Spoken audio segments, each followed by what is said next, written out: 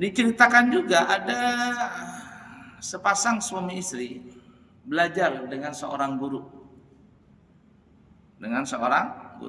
Nah, suami istri ini Masya Allah taat sekali dengan perintah gurunya.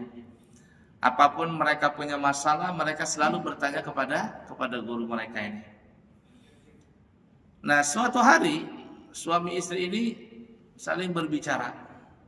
Suaminya berkata kepada istrinya, "Wahai istriku, ini alhamdulillah kita ini sudah lama menabung sedikit demi sedikit dan sudah terkumpul uang kita, dan ini uang insya Allah bisa membeli rumah baru." Nah, selama itu mereka masih ngontrak. Ini ada uang, alhamdulillah, anggaplah 200 juta atau 300 juta, ini kita bisa beli rumah. Nah, katanya alhamdulillah kalau gitu, ayo kita beli rumah. Nah, suaminya bilang sebaiknya kita tanya dulu dengan guru kita. Kita tanya dulu dengan guru, uang ini kita apakan. Dan kita bilang saja kita mau beli rumah, kira-kira guru itu setuju atau tidak.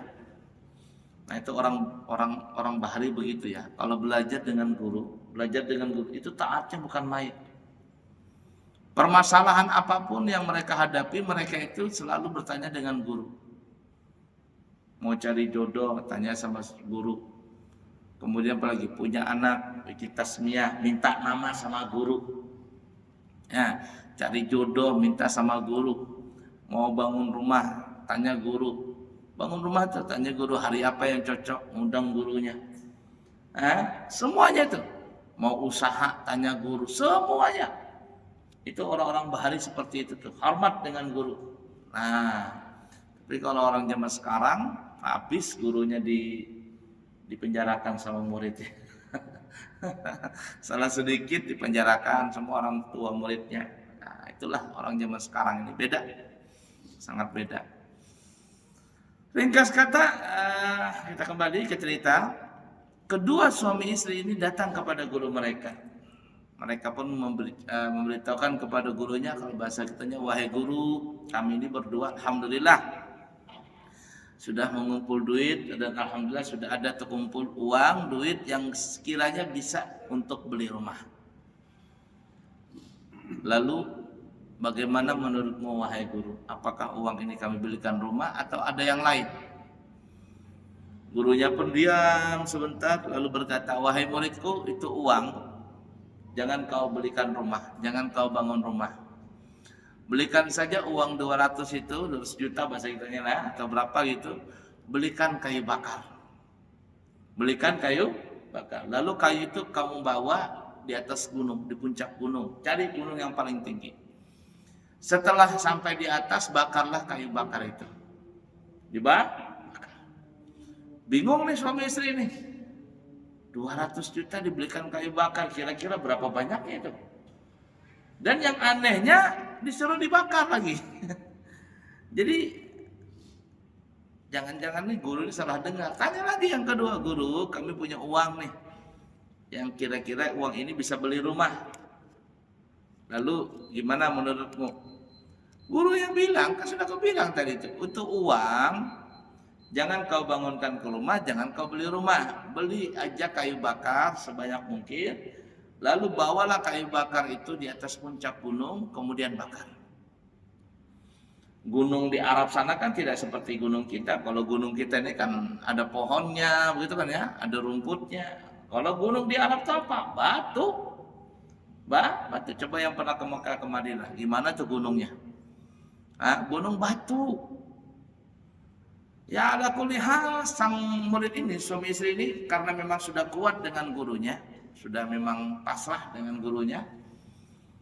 Ya, baiklah guru, kalau begitu kami minta izin pulang dan kami siap akan melaksanakan tugasmu. Ringkas kata, uang yang begitu banyak tadi, anggaplah 200 juta, dibelikan kayu bakar. Kira-kira kalau 200 juta itu berapa banyaknya tumpukan kayu bakar itu? Bukan kayu ulin, kayu bakar. Kalau kayu bakar kan cuma kayu murah. Saya di pesantren itu saya suruh tukang masak itu masak pakai kayu bakar. Karena kata saya kalau pakai kompor gas itu nggak kecukupan biaya. Namanya masak banyak kan ya, untuk santri paling-paling seminggu habis. Yang isi berapa tuh? Yang isi 12 kilo tuh habis. Udah sampai seminggu habis, kata saya sudah pakai kayu bakar, bisa nggak? Oh bisa katanya. Itu beli kayu bakar 150.000 satu mobil pickup Grand Max itu penuh itu. Bayangkan kalau itu harga kayu bakar 200 juta, kira-kira berapa banyak itu kayu bakar. Karena dia taat nih suami istri dengan gurunya, dia silakan pasrahkan semuanya kepada gurunya. Ya anak kuliah nurutin perintah guru. Kayu bakar itu dibeli, lalu ditaruh di atas gunung yang paling tinggi waktu itu, situ. Bergunung-gunung kayu bakar tadi. Sudah sampai di atas semuanya, dibakarlah kayu bakar ini. Suami istri itu menatap itu kayu bakar tadi 200 juta, bayangkan. Dibelikan kayu bakar, dibakar. Ini orang kampung pada pada nyeloteh semua. Kalau zaman sekarang netizen kan mulutnya itu kacau tuh. Wah, apa itu disumpah-sumpahin, bungul, tampuk katanya, mau nurutin gurunya begitu. Uang 200 juta, jangannya dibelikan rumah, kan ada rumah ini dibelikan kayu bakar, disuruh bakar lagi di atas gunung. Ada apa ini? Disumpah-sumpahin, dikutuk-kutukin nih. Tapi sang murid ini berdua ini, suami istri, alhamdulillah pasrah saja begitu. Nah, lalu apa yang terjadi? Kurang lebih dapat satu bulan nih, ada polisi datang mencari orang yang membakar kayu bakar itu. Polisi tanya, siapa yang bawa kayu bakar tadi? Orang kampung sudah marah duluan, itu yang bakar tuh, tangkap aja berdua tuh, tangkap. Tapi polisi itu bukan mau nangkap. Lalu ringkas kata polisi itu datang bertemu dengan suami istri, nanya, wahai ibu bapak, apakah benar ibu bapak yang bakar kayu bakar kemarin di atas puncak gunung itu? Katanya benar. Oh benar ya? Iya. Kalau begitu ini ada orang kaya mau bertemu dengan kalian. Pak polisi ini membawa orang kaya ini. Silakan Pak, cerita Pak. Orang kaya ini bilang, wahai bapak ibu, katanya saya sebulan yang lalu itu kurang lebih pernah berlabuh di kapal sendirian saya. Saya bawa emas 10 kilo. Kita menghayal aja dulu 10 kilo. Mahal ya emas sekarang. Katanya segramnya berapa? 3 juta kah? Betul. Saya dengar tadi katanya 3 juta. Ya Allah, mahalnya emas segram. Nah, ringkas kata begitu. Katanya saya di tengah laut, terombang-ambing sendirian, tidak bisa melihat daratan saking di tengah laut ya. Nah, waktu itu sudah saya pasrah dengan Allah Ta'ala. Cuman kebetulan saya bawa emas 10 kilo. Bahasa kitanya nih ya, entah dapat dari mana emas tuh. Saya bilang sama Allah, ya Allah, saya nazar nih, siapa yang bisa menyelamatkan saya, ya bisa membantu nih, siapa tahu ada orang yang bisa membantu saya akan berikan separuh emas ini kepada orang itu. Separuh berarti berapa tuh? 5 kilo saya kasihkan. Nah, waktu itu saya melihat kobaran api dari kejauhan, asapnya membumbung tinggi. Kemudian merah membara langit tadi.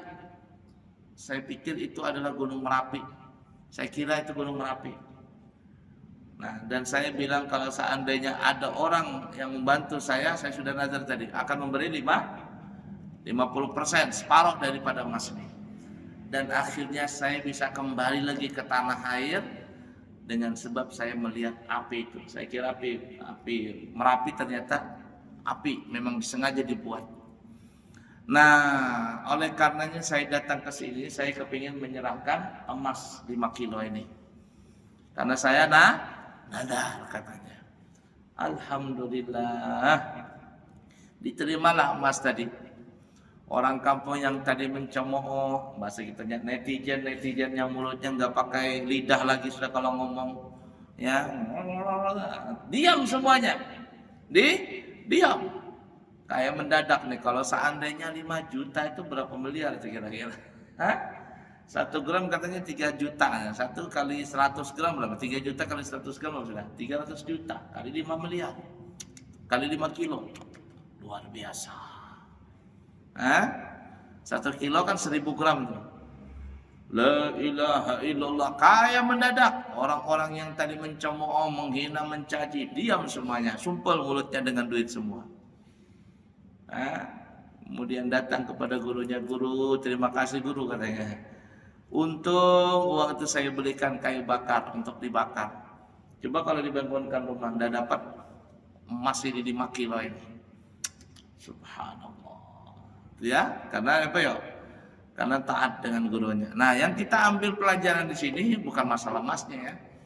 Kalau kita cerita emas, pikirin kita kepingin dapat emas itu. Tapi yang kita pelajari di sini ngambil fadilahnya apa itu? Ngambil apa hikmah dari cerita tadi bahwa orang yang tadi di tengah laut itu bernazar ingin memberikan separuh dari dia punya harta. Nah, karena dia sudah selamat, alhamdulillah Allah sempurnakan dia punya nazar tadi dan Allah selamatkan dia. Nah, oleh karenanya kata ulama, kalau kita punya nazar nih, jangan lupa apabila seandainya Allah telah mengabulkan permohonan kita, keluarkan nazar tadi cepat. Jangan ditunda-tunda karena itu berbahaya. Ada seseorang cerita dengan saya.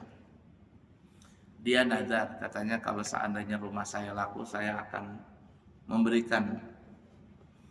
memberikan sedikit lah untuk anak kurus kumpul.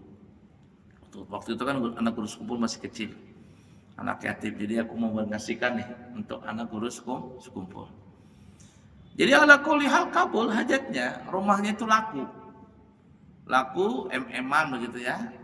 Tapi namanya manusia setelah mendengar em-eman itu dapat em-eman, lupa itu dengan nadar, lupa. Entah lupa atau apa, cuman ya nanti begitu. Sampai akhirnya nggak terbayar-bayar. Cuman yang anehnya, ini orang yang tadi jual rumah, uang itu dia modalkan untuk usaha. Ketika dia usaha jualan, sebentar aja ramainya, seminggu, 2 minggu, anggaplah sebulan. Habis itu turun lagi dagangannya. Rugi lagi, cari lagi usaha, cari yang lain, jualan lagi, seminggu, 2 minggu, sebulan. Sunyi lagi, pertamanya aja yang ramai. Lalu orang ini cerita dengan temannya, katanya, saya ini kenapa sih ya kalau usaha tuh pertamanya jarang ramai. Paling-paling seminggu, 2 minggu, sebulan, habis sudah. Pengunjung tuh tidak ada lagi datang. Customer tuh nggak ada lagi yang mau beli sama saya. Kenapa ya? Lalu temannya bertanya, kamu itu punya nazar kah? Atau punya sesuatu kah yang belum disempurnakan? Katanya aku punya nazar dulu. Yaitu kalau laku rumahnya akan memberikan sedikit atau berapa kepada anak kurus kumpul. Kata temannya, kamu segera sempurnakan nazarmu itu. Maka apa yang terjadi? Orang ini pun langsung membawa uang beberapa begitu, dia nazarkan sudah tadi itu. Bawa ke sekumpul, dia berikan kepada anak kurus kumpul yang waktu itu masih kecil-kecil, yang abahnya yatim. Nah, apalagi bulan depan ya haula kurus kumpul. Nah, dia cerita setelah itu katanya, setelah saya memberikan nazar saya kepada anak kurus kumpul, saya kembali ke Balikpapan. Saya lagi mulai usaha dan dari situ usaha saya mulai naik lagi dan tidak ada lagi yang naik turun bangkrut dan sebagainya. Nah, jadi bisa saja sesuatu itu ya Bapak Ibu, para jamaah, kita ini ada usaha nggak lancar-lancar ini itu dan sebagainya. Bisa jadi kita mungkin ada nazar tapi kita tidak sempurnakan. Nah, oleh karena itu berhati-hati ya yang bernazar-nazar ini. La ilaha illallah. Sebagian guru mereka tuh tidak senang kalau ada orang bernazar. Kenapa? Karena kalau seandainya dia nggak bernazar, dia nggak melakukan kebaikan itu. Ya, sebenarnya mau ada kebaikan kah, ada hajat kah, nggak ada hajat, kebaikan itu tetap kita lakukan. Nah, tapi kan kalau orang nazar itu kalau nggak dikasih baru, kalau belum dikasih nggak mau dia. Tapi kalau sudah dikasih baru dia ngerjakan ibadah. Kayak sedekah itu. Kita kalau sedekah kan sedekah saja. Mau dalam keadaan susah kah, dalam keadaan senang kah, ada rezeki, sedekah, berbagi dengan yang lain. Tapi kalau orang nazar kan nggak mau sedekah.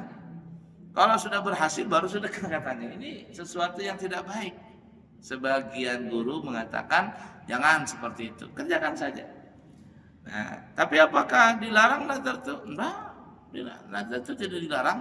Dan dalam keadaan kepepet yang seperti di tengah laut tadi yang tidak ada makanan, itu nazar itu boleh kita lakukan. Ya, sesuatu nazar itu boleh kita lakukan. Saya punya jamaah tuh banyak ya, terutama ibu-ibu tuh. Ada dia punya saudara di pasar BP kebakaran saudaranya ini, kebakaran ya. Maka dia jual emas nih si adiknya ini. Lalu kakaknya ini datang, jamaah saya ini dia bilang, ya Allah, katanya, kalau adik saya itu tokonya nggak kena terbakar, saya nazar. Padahal kan yang punya tokonya adanya, tapi dia yang nazar. Kalau adik saya itu selamat dari kobaran api itu, tokonya nggak terbakar, saya nazar untuk baca manakib Syekh Saman. Itu banyak orang-orang banyak begitu tuh, kalau dikit-dikit Syekh Saman. Saya nazar katanya membaca manakib Syekh Saman. Masya Allah, kabul hajatnya, nggak terbakar. Dia punya adik itu, dia tokonya adiknya itu. Nah setelah itu telepon dia, Pak Ustaz, orang Bugis kan, Pak Ustaz, saya mau baca manakib Pak Ustaz di rumah. Akhirnya saya datang ke rumahnya lah. Saya ini aneh, orang Bugis ke manakibnya saya Saman, orang Banjar aja biasanya manakib saya Saman nih. Kalau orang Bugis ini berjanji, Pak Ustaz, waktu itu saya nazar Pak Ustaz, katanya. Saya punya saudara tokonya itu mau terbakar, saya nazar kalau seandainya toko adik saya nggak terbakar, saya baca manakib saya Saman. Nah akhirnya sudah kita baca manakib saya Saman di rumahnya dia.